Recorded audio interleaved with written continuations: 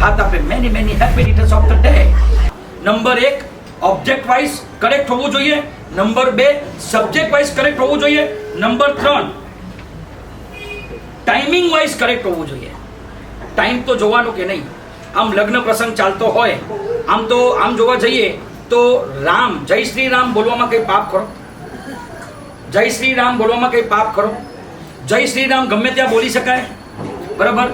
તો લગ્ન ચાલતા હોય, રામ બોલો ભાઈ રામ, રામ બોલો ભાઈ રામ, ચાલે કે ન ચાલે? મને કહો ને. રામનું નામ લેવું પવિત્ર છે.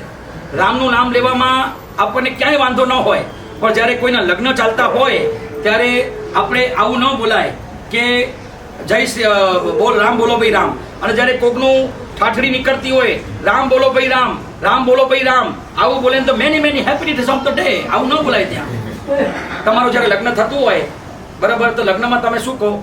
લગ્ન દિવસની ખૂબ ખૂબ શુભકામના. તો લગ્ન થયા હોય કે તમારા જીવનમાં એક નવો આયામ આવ્યો છે, અમારી શુભકામના છે, તમારું દાંપત્ય જીવન ખૂબ જ સુખદ રહે, આવું જ બોલાય ને? એમ બોલાય. હાથ આપે many many happy returns of the day. એટલે આ દિવસ તારા જિંદગીમાં વારે ઘડે આવ્યા કરે, એવું આવું બોલાય કે ન બોલાય? ટાઈમિંગ તો જો. તમે ટાઈમિંગમાં કંઈ પણ બોલવાનું, કંઈક ટાઈમિંગ બીજું હોય, તમે ટાઈમિંગ કંઈ પણ બોલી દો, આવું ન હોય. ટાઈમ જોવાનો ક્યારે તમે શું બોલો છો.